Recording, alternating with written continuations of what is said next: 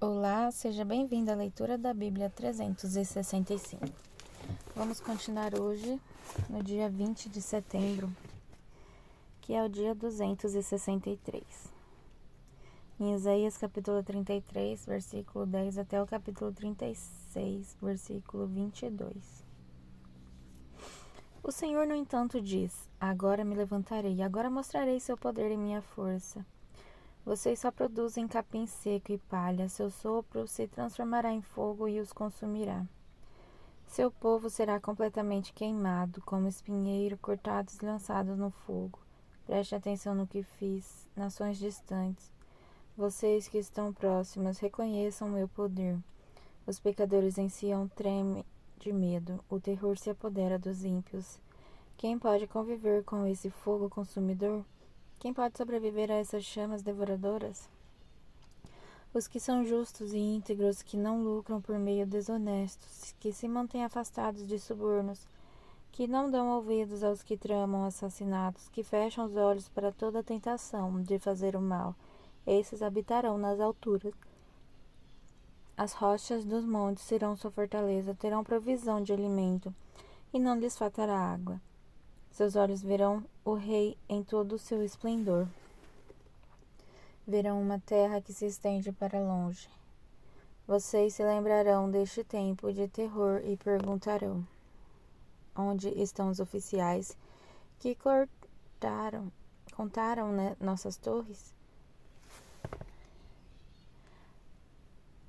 Onde estão os que registraram os despojos tirados da nossa cidade derrotada? Não verão mais esse povo arrogante que fala uma língua estranha e desconhecida. Em vez disso, verão Sião como lugar de festa sagrada. Verão Jerusalém, cidade tranquila e segura. Será como uma tenda, as cordas bem esticadas e estas estacas firmemente cravadas no chão. O Senhor será nosso poderoso, será como um largo rio de proteção que nenhum adversário consegue atravessar, em que nenhuma embarcação inimiga consegue navegar. Pois o Senhor é nosso juiz, nosso comandante, nosso rei, ele nos livrará. As velas dos inimigos pendem soltas de mastros quebrados, presas com cordas inúteis. Seu tesouro será repartido entre o povo de Israel. Até mesmo os deficientes físicos receberão sua parte.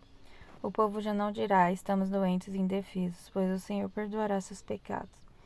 Venham e escutem, nações da terra, o mundo e tudo que nele há, ouçam minhas palavras. Pois é grande a ira do Senhor com as nações. Está furioso com todos os seus exércitos, ele as destruirá por completo. Ele as condenará à matança. Seus mortos não serão sepultados, o fedor de seus cadáveres encherá a terra, e o sangue escorrerá pelos montes. Os céus, lá no alto, se dissolverão e desaparecerão como pergaminho enrolado. As estrelas cairão no céu como folhas secas da videira, como figos murchos da figueira. E quando minha espada tiver terminado seu trabalho nos céus, cairá sobre Edom, a nação que condenei à destruição. A espada do Senhor está banhada em sangue e coberta de gordura, de sangue de cordeiros e bodes, de gordura de carneiros. Sim, o Senhor oferecerá sacrifício na cidade de Bosra. Fará grande matança em Edom, até homens fortes como bois morrerão, tanto os mais jovens como os mais velhos. A terra ficará ensopada de sangue e o solo cheio de gordura. Pois é o dia da vingança do Senhor, o ano que retribuirá o Edom por tudo que fez a Israel. Os riachos de Edom se encherão de piche ardente, e a terra ficará coberta de fogo e enxofre. Esse julgamento sobre Edom jamais terá fim. Sua fumaça subirá para sempre. A terra ficará deserta de geração em geração, ninguém voltará a habitar nela. Ali viverão a coruja do deserto e o mocho, o corujão e o corvo. Pois Deus medirá aquela terra com cuidado, ela a medirá para o caos e para a destruição. Ela se chamará terra do nada, e logo seus nobres desaparecerão. Espinhos invadirão seus palácios. Urtigas e cardos crescerão em suas fortalezas. As ruínas serão morada de chacais e habitação de corujas. Animais do deserto se misturarão ali com hienas. Bodes selvagens berrarão uns para os outros entre as ruínas. Criaturas da noite irão até lá para descansar. Ali a coruja fará seu ninho e porá seus ovos, chocará os filhotinhos e os cobrirá com suas asas. Os abustres também irão para lá, cada um com seu par. Procurem no livro do Senhor e veja o que ele fará. Não faltará nenhum desses animais, nenhum par deles ficará sem par. Pois o Senhor assim prometeu, seu Espírito fará tudo se realizar. Ele lançou sorte, dividiu a terra e a entregou essas criaturas como propriedade. Elas a possuirão para sempre, de geração em geração. As regiões desabitadas e o deserto exultarão. A terra desolada se alegrará e florescerá como o açafrão. Haverá muitas flores, cânticos e alegria. Os desertos se tornarão verdes como os montes do Líbano, belos como o Monte Carmelo e a planície de Sarão. Ali o Senhor mostrará a sua glória, o seu esplendor de nosso Deus. Fortaleça-os de mãos cansadas. Apoiem os joelhos fracos, digam aos de corações temerosos, sejam fortes e não temam, pois seu Deus vem para vingar-se de seus inimigos e ele vem para salvá-los. Quando ele vier, abrirá os olhos dos cegos e os ouvidos dos surdos. Os aleijados pularão como cervo e os mudos cantarão de alegria. Fontes brotarão no deserto e rios correrão na região desolada. O solo ressecado se tornará um açude e a terra sedenta mananciais de água. O capim, a cana e o junco florescerão onde antes viviam os chacais no deserto. Um caminho largo atravessará a terra antes desabitada e será chamado caminho de santidade. Os impuros jamais passarão por ele, será somente para os que andam nos caminhos de Deus. Os tolos jamais andarão por ele. Ao longo desse trajeto, leões não ficarão à espreita, nem qualquer outro animal feroz. Não haverá nenhum perigo, somente os redimidos andarão por ele. Os que foram resgatados pelo Senhor voltarão, entrarão cantando em Sião, coroados com alegria sem fim. A tristeza e o lamento desaparecerão e eles ficarão cheios de alegria e felicidade. No 14º ano do reinado de Ezequias, Senaqueribe, rei da Síria, atacou as cidades fortificadas de Judá e as conquistou. Então o rei da Síria enviou de lá seu comandante em chefe, junto com um grande exército, para confrontarem o rei Ezequias em Jerusalém. Os assírios se posicionaram ao lado do aqueduto que abastece o tanque superior, perto do caminho para o campo onde se lava a roupa. Estes são os oficiais que saíram ao encontro deles: Eliaquim, filho de Ilquias, o administrador do palácio; Sebna, o secretário da corte; e Joá, filho de Asaf, o historiador do reino. O porta-voz do rei assírio mandou que transmitisse esta mensagem a Ezequias. Assim diz o grande rei da Síria, em que você confia, que lhe dá tanta segurança. Pensa que meras palavras podem substituir experiência e força militar? Com quem você conta para se rebelar contra mim? Com o Egito? Se você se apoiar no Egito, ele será como um junco que se quebra sob seu peso e perfura sua mão. O faraó, rei do Egito, não é digno de nenhuma confiança. Talvez vocês digam: confiamos no Senhor nosso Deus. Mas não foi a ele que Ezequias insultou?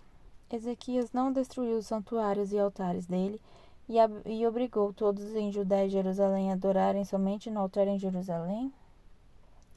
Vou lhes dizer uma coisa: façam um acordo com meu senhor, rei da Síria, e eu lhes darei 2.000 cavalos, se forem capazes de encontrar homens em número suficiente para montá-los. Com o seu exército minúsculo, como pode pensar em desafiar até o contingente mais fraco do exército de meu senhor, mesmo com a ajuda dos carros e cavaleiros do Egito? Além disso, imaginam que invadimos sua terra sem a direção do Senhor?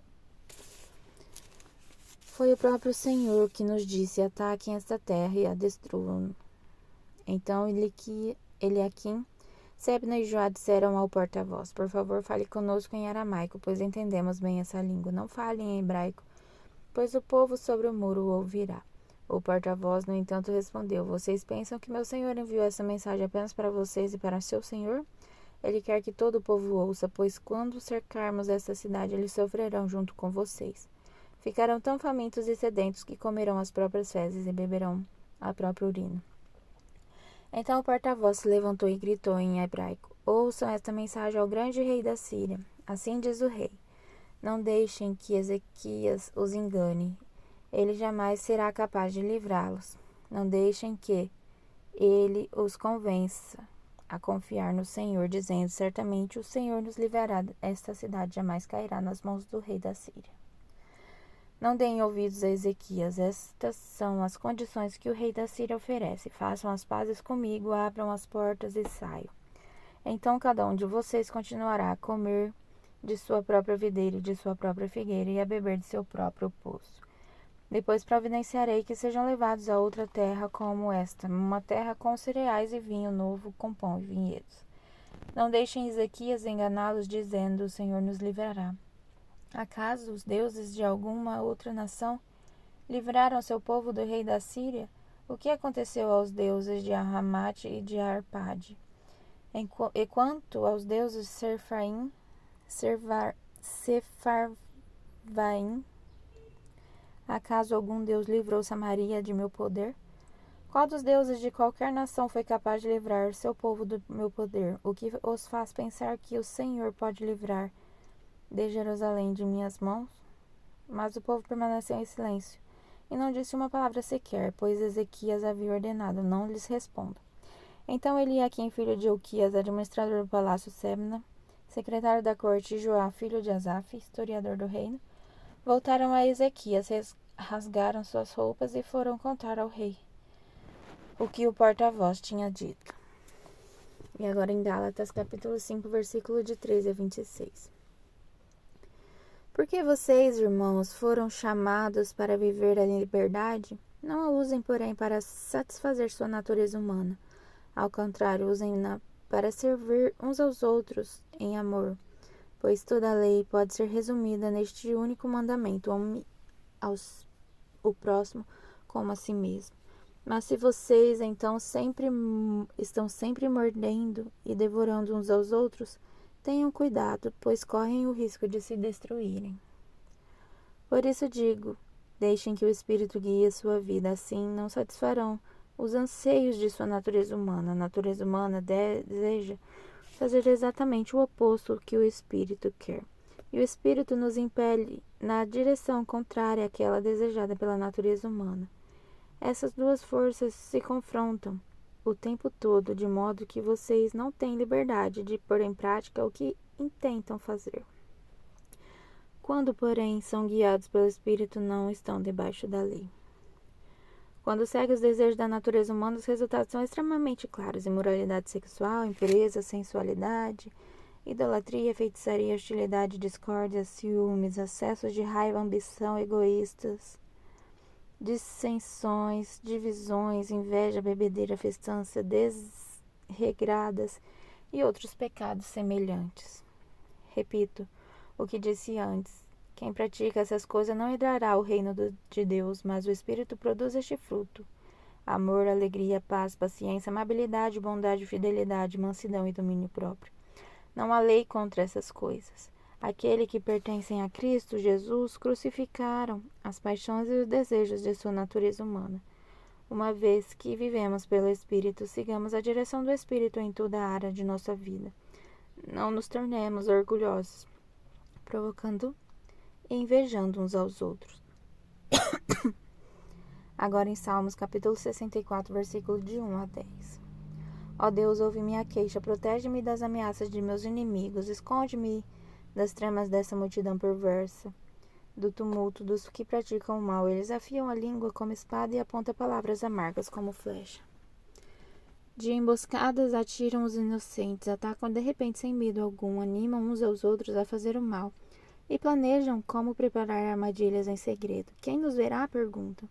Enquanto tramam seus crimes, dizem: criamos o plano perfeito. Sim, o coração e a mente do ser humano são astutos. Deus, porém, os atingirá com suas flechas e repentinamente os derrubará. A própria língua os levará à ruína, e todos os que virem balançarão a cabeça em desprezo.